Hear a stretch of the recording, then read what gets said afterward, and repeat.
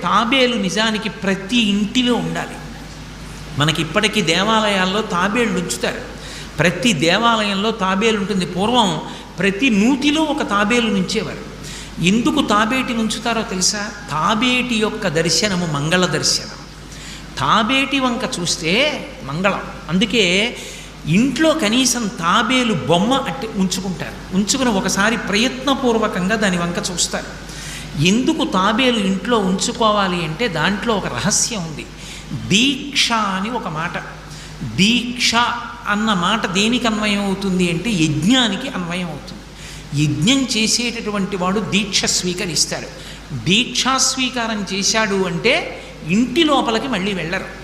ఇక పూర్తయిన తర్వాతే ఇంట్లో కడతారు. ఇల్లు విడిచిపెట్టి బయటికి వచ్చేసి దీక్షావస్త్రాలు కట్టుకొని మేళతాళాలతో యాగశాల ప్రవేశం చేస్తారు.